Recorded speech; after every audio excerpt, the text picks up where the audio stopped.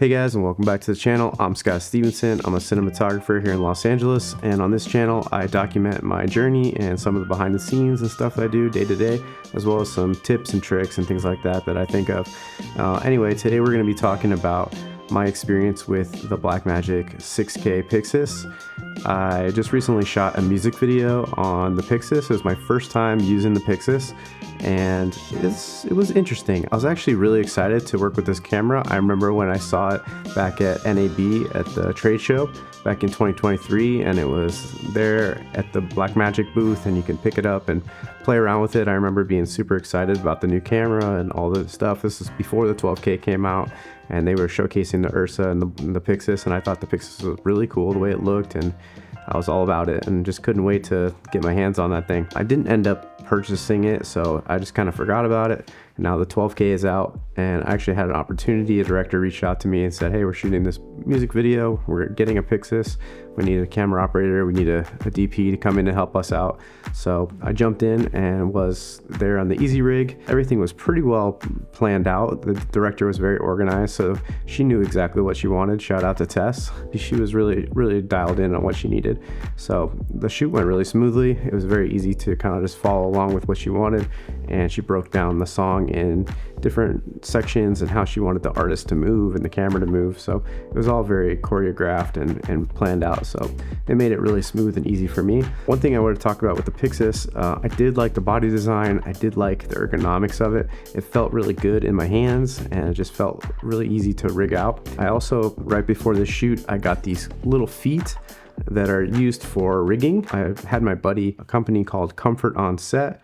Shout out to Kane. I had him 3D print these little feet that go onto the camera rig on the 15mm rods. I saw this actually on another YouTube channel. At David Lee. I'll put a link to his channel right here. He did a video where he was talking about this company that 3D prints these little feet that go on the 15mm rods.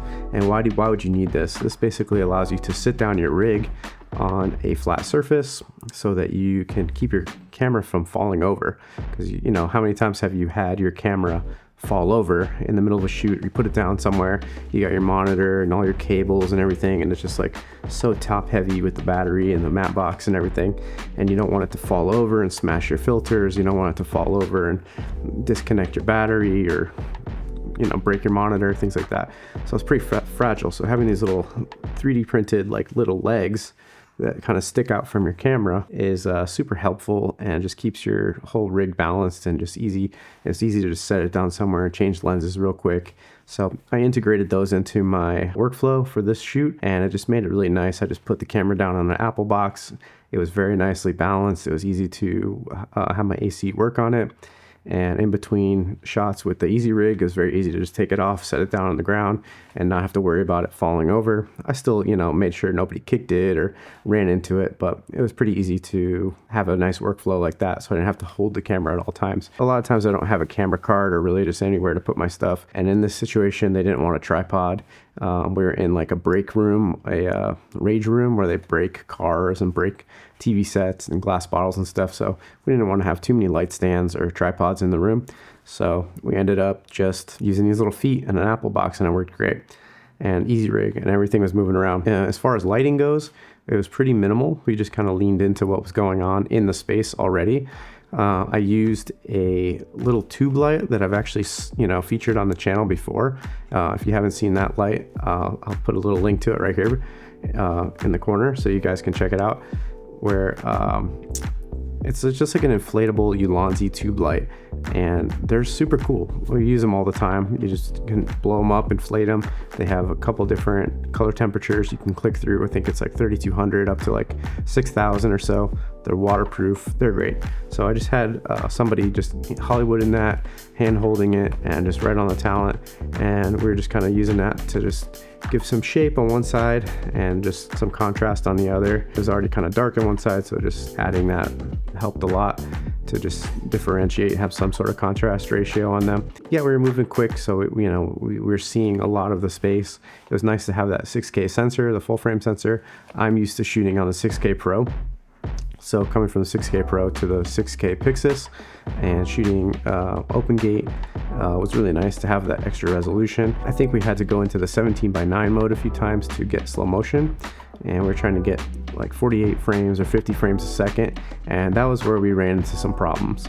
We were having a lot of issues actually with the SSDs. We had an SSD, it was the Samsung T5, and the Samsung T5 was just, you know, strapped to the side, rigged to the side of the camera with a little clamp and, you know, USB-C cable going in. And with the USB-C cable, it wasn't coming undone, but every time I was going into these high frame rate modes, there would be drop frames, there would be, you know, issues.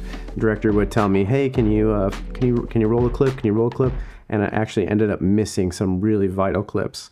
There was a clip where a girl was smashing a window, and we only had one chance to get it, and I didn't get it on my phone, and I didn't get it. The camera was rolling slow motion, and it just dropped frame, and the camera just cut. So in my experience, Pixis 6K is not reliable. It failed me a bunch of shots as far as shooting slow motion. Anytime I was in 24 frames a second, it was totally fine, but shooting in higher frame rates, 48 frames, 60 frames, it couldn't handle it. I don't know, maybe I need better media. We needed to look into like CFast cards, internal media. I think that's probably the better way to go. That's how I record on my 6K Pro. I have Angelbird cards, and those have never failed me. And yeah, I'm just not a big proponent of shooting to the external SSDs.